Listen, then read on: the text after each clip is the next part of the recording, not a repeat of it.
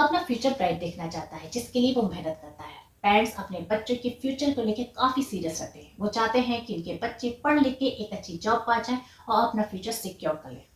पर क्या हो अगर बच्चे पढ़ाई ना करें, उनका मन ही ना लगे तो? सारी फैसिलिटीज देने के बावजूद भी अगर बच्चे पढ़ाई नहीं करते हैं तो यहाँ पे पेरेंट्स काफी परेशान हो जाते हैं।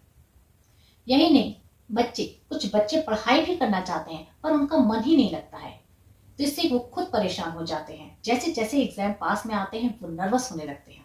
तो आज की वीडियो में आप जानेंगे वो सभी रीजंस जिनकी वजह से बच्चे पढ़ाई में मन नहीं लगाते हैं, और साथ में इसके सॉल्यूशंस भी पाएंगे। तो चलिए शुरू करते हैं आज की वीडियो। पहला रीजन, घर पे प्रॉपर इन्वायरमेंट का ना मिल पाना। बच्चे घर पे ही पढ़ाई करते हैं, लेकिन अगर उन्हें अच्छा माहौल नहीं मिलेगा तो कैसे पढ़ाई करेंगे? जैसे घर पे शोर शराबा हो या झगड़े का माहौल हो, टेंशन का माहौल हो या कोई क्राइसिस चल रही हो, तो इन सभी की वजह से बच्चे अपने पढ़ाई पे फोकस नहीं कर पाते हैं। आपने एक अच्छा स्कूल दिला दिया, आपने एक अच्छी कोचिंग दिला दी, अच्छे टीचर्स रख दिए बच्चों की पढ़ाई के लिए, लेकिन साथ में एक अच्छा माहौल भी देना आप ही का काम है। एज अ पेरेंट्स आप अपने बच्चों को अच्छा माहौल दीजिए, पढ़ाई का एक हेल्दी एनवायरनमेंट प्रोवाइड कराइए। कभी कभार घर में डिस्टर्ब करने वाले भी बहुत होते हैं। कुछ लोग बच्चों से छोटे छोटे काम कराते हैं रहते हैं घर पे, या बच्चों को कुछ बाहर सामान लेने के लिए भेज देते हैं। तो बच्चे इसमें अपने पढ़ाई को कंटिन्यू नहीं कर पाते हैं और बीच बीच में उन्हें अपनी पढ़ाई से ब्रेक लेना पड़ जाता है और वो फोकस होकर अपने पढ़ाई पे ध्यान नहीं दे पाते हैं। तो इन सब चीज़ों का भी ध्यान देना है कि कोई आपके बच्चों को डिस्टर्ब ना करे। अगर बच्चे को कोई हेल्थ इश्यू है या कोई साइकोलॉजिकल प्रॉब्लम से वो गुजर रहा है तो वो पढ़ाई में मन नहीं लगा सकेगा। हेल्थ इश्यू जैसे कि अस्थमा, इसी तरीके के और भी हेल्थ इश्यू बच्चे को अगर है, बचपन से ही वो उसी प्रॉब्लम से गुजर रहा है या उसे झेलता जा रहा है, तो ऐसे में बच्चा काफी वीक हो जाता है और वो अपनी पढ़ाई में फोकस नहीं कर पाता, उसकी पढ़ाई प्रॉपर हो नहीं पाती, ना प्रॉपर स्कूल जा पाता है। तो ऐसे में पेरेंट्स को अपने बच्चे से काफी एक्सपेक्टेशन नहीं रखनी चाहिए। जितना भी वो करता है वो बहुत है। अगर बच्चे को कोई साइकोलॉजिकल प्रॉब्लम है, जैसे उसके मन में कुछ चल रहा है, कुछ हो सकता है। बच्चे जैसे से बड़े होते हैं वो नई नई चीजें फेस करते हैं, उनके मन में बहुत सारी चीजें होती हैं पर वो शेयर नहीं करते किसी से। तो पेरेंट्स को अपने बच्चे के मन की बात जाननी चाहिए, इनके मन में क्या चल रहा है, किस वजह से वो अपने पढ़ाई पे फोकस नहीं कर पा रहा है। तो कभी कभार पेरेंट्स को दोस्त बनना पड़ता है, जिससे कि बच्चे अपनी बातें, सारी बातें उनसे शेयर कर सके और जब आपको प्रॉब्लम पता चल सके तो आप उसका सॉल्यूशन ढूंढ सके। आजकल बच्चों में एक नया ट्रेंड चला है लगातार पढ़ाई करने का। वो ये सोचते हैं कि जितना ज्यादा हम पढ़ाई करेंगे उतने अच्छे मार्क्स लाएंगे, जितने घंटे हम लगातार पढ़ेंगे उतने अच्छे मार्क्स ला पाएंगे, और अपने आप को इतना थका लेते हैं फिजिकली और मेंटली कि आगे पढ़ाई पे फोकस ही नहीं कर पाते हैं और अपनी नींद प्रॉपर लेना भूल गए हैं। सभी बच्चे एक जैसे नहीं होते हैं। कुछ बच्चे चीजें जल्दी सीख जाते हैं या जल्दी समझ जाते हैं, वहीं कुछ बच्चे थोड़ा टाइम लेते हैं चीजों को समझने में, या 2-3 बार में जाके वो चीज समझते हैं। तो सबकी अपनी अपनी लर्निंग एबिलिटी होती है। आप पेरेंट्स एक अच्छा स्कूल दिला देते हैं बच्चे को, या कुछ कमी रहती है तो एक अच्छी कोचिंग दिला देते हैं। अगर उसके बावजूद भी अगर रिजल्ट अच्छा नहीं आता है तो पर्टिकुलर सब्जेक्ट के लिए एक अच्छा टीचर भी रख लेते हैं। पर इसके बावजूद भी अगर बच्चे का रिजल्ट अच्छा नहीं आता है तो इसका मतलब बच्चे में ही कहीं ना कहीं कमी है। बस पढ़ाई की मेथड पे थोड़ा सा चेंज लाना है, पढ़ाई अच्छे से समझ में आने लग जाएगी। अगर आप एक स्टूडेंट हैं तो आप स्टडी टिप्स फॉलो कर सकते हैं। आपको मेरे चैनल पे बहुत सी वीडियोस मिलेंगे केवल स्टडी टिप्स के, जो कि एक प्लेलिस्ट में मिलेंगे, जिसकी लिंक मैं इस वीडियो के एंड में दूंगी आपको। तो आप उन सभी वीडियोस को देख लीजिएगा और उन्हें फॉलो भी कीजिएगा और बताइएगा कमेंट करके कि आपको कितने इफेक्टिव लगे।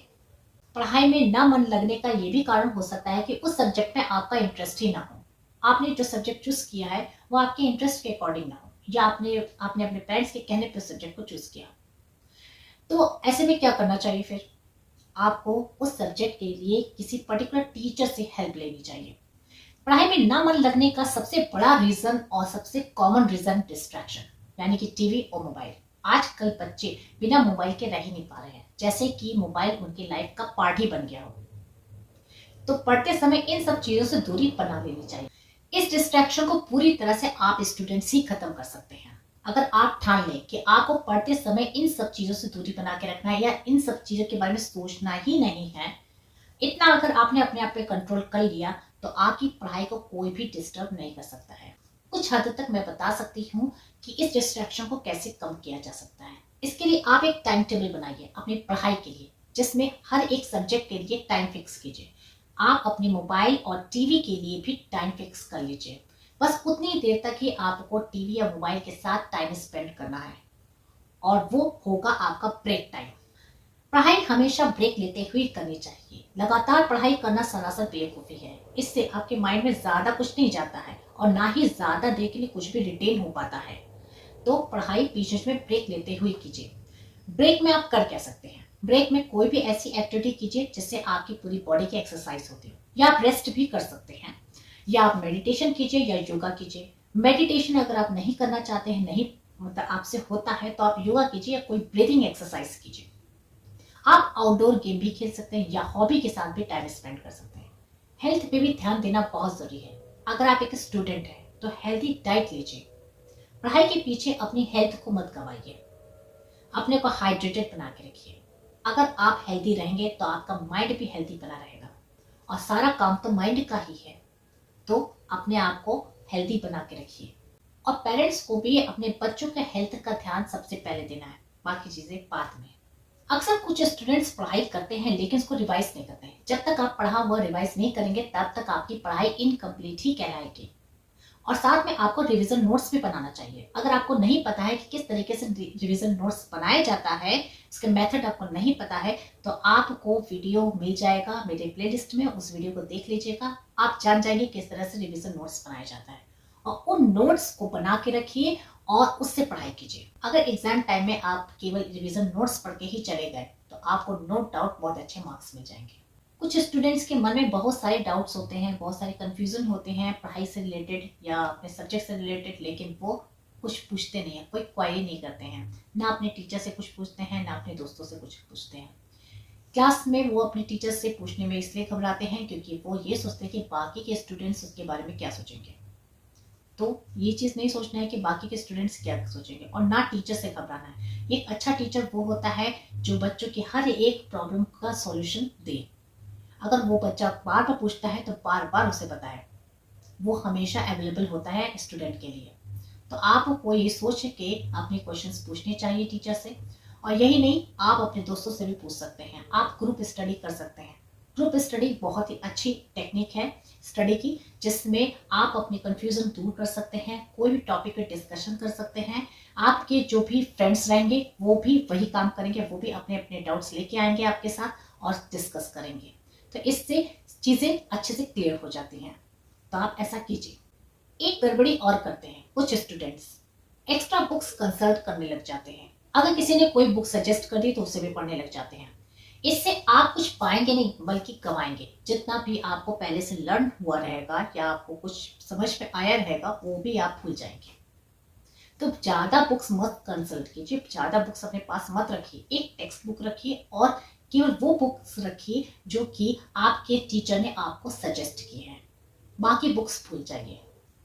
पढ़ाई में ना मन लगने का कारण एक ये भी हो सकता है पुअर टीचिंग, यानी कि एक अच्छा टीचर नहीं मिल रहा है जो कि सभी डाउट्स को क्लियर करे या चीजों को अच्छे से एक्सप्लेन करे, ताकि बच्चे के सारे डाउट्स क्लियर हो जाए, सब कुछ अच्छे से समझ में आ जाए। जब चीजें अच्छे से समझ में नहीं आएंगी, कॉन्सेप्ट क्लियर नहीं होगा, तो बच्चे का पढ़ाई में मन लगेगा कैसे। तो एक अच्छा टीचर होना बहुत जरूरी है। पढ़ाई करने के लिए अच्छा मूड का होना बहुत जरूरी है। पढ़ाई के मूड के साथ बैठिए। अभी आप किसी से लड़ झगड़ के आ रहे हैं और बैठ के पढ़ने के लिए, तो क्या पढ़ाई कर सकेंगे? बिल्कुल भी नहीं। सामने बुक रहेगी, आप पढ़ रहे हैं, लेकिन माइंड में कुछ भी नहीं घुस रहा है क्योंकि माइंड में तो कुछ और ही चल रहा है। तो मूड का अच्छा होना बहुत जरूरी है। और एक एम के साथ बैठे कि आज आपको इतना पढ़ना ही है, इतना पढ़ के ही रहना है। आपके स्टडी रूम का एनवायरनमेंट भी काफी इफेक्ट करता है आपके पढ़ाई के मूड को। आपका रूम होना कैसा चाहिए? आपके रूम में प्रॉपर वेंटिलेशन होना चाहिए, प्रॉपर लाइटिंग होनी चाहिए, एक टेबल होना चाहिए और एक चेयर होना चाहिए। चेयर पे आप बैठेंगे और टेबल पे आप अपने बुक रखेंगे, और अननेसेसरी बुक्स वहां पे नहीं होनी चाहिए आपके टेबल पे। इसी पोस्टर पे आपको पढ़ाई करनी है। आप अपने रूम में एडिशनल चीजें भी रख सकते हैं, जैसे नोटिस बोर्ड रख सकते हैं, कैलेंडर रख सकते हैं, जितनी भी आपकी जरूरत की चीजें वो भी आप रख सकते हैं। आपका स्टडी रूम इतना ऑर्गेनाइज्ड होना चाहिए कि आपका पढ़ाई में मन लगे। जब आप अपने रूम में एंटर करें तो पॉजिटिव वाइब्स आए। आप जैसे अंदर घुसे तो आपका पढ़ाई में मन लगने लग जाए। पढ़ाई के लिए मोटिवेशन और एप्रिसिएशन भी बहुत जरूरी है। अगर आप एक स्टूडेंट हैं तो जब भी आप कोई चीज अचीव कीजिए या अच्छे मार्क्स लाइए तो आप अपने आप को रिवॉर्ड दीजिए। कुछ भी ऐसा काम कीजिए जो आपको पसंद आता हो। तो इस तरीके से आप अपने आप को मोटिवेट रख सकते हैं। ठीक वैसे ही पेरेंट्स भी अपने बच्चों को मोटिवेट रख सकते हैं। उन्हें अप्रिशिएट कीजिए। कम ज्यादा मार्क्स तो आते रहते हैं, लेकिन कम मार्क्स लाने पर बच्चों को डांटिए मत, मारिए मत, कुछ भी गुस्से में नेगेटिव वर्ड्स मत मुंह से निकालिए, क्योंकि आपके जो नेगेटिव वर्ड्स होते हैं वो आपके बच्चों के दिल और दिमाग में बैठ जाते हैं। उन्हें ये लगता है कि वो लाइफ में कुछ नहीं कर सकते। जब वो अपने पेरेंट्स को नहीं खुश रख सकते तो वो लाइफ में क्या कर सकते हैं। वो अपने आप को अंडर एस्टिमेट करने लग जाते हैं, अपने काबिलियत पे शक करने लग जाते हैं और फिर निराश रह जाते हैं। तो पेरेंट्स को हमेशा अपने बच्चों को मोटिवेट रखना चाहिए ताकि वो आगे और बढ़िया कर सके। तो सब कुछ आपके हाथ में है। कुछ चेंज आपको अपने में लाना पड़ेगा, कुछ एनवायरनमेंट में लाना पड़ेगा और कुछ स्टडी टिप्स फॉलो करने होंगे। मन लगने लग जाएगा पढ़ाई में। सभी स्टडी टिप्स की वीडियोस को आप देख लीजिएगा और अपने दोस्तों के साथ शेयर भी कीजिएगा, और इस वीडियो को भी अपने दोस्तों के साथ शेयर कीजिएगा। पसंद आए तो लाइक कीजिएगा, और चैनल को जब तक सब्सक्राइब नहीं किया तो सब्सक्राइब कीजिएगा, साथ में बेल आइकन जरूर दबा दीजिएगा ताकि आपको आगे की वीडियोस की नोटिफिकेशन मिलती रहे। Thank you for watching.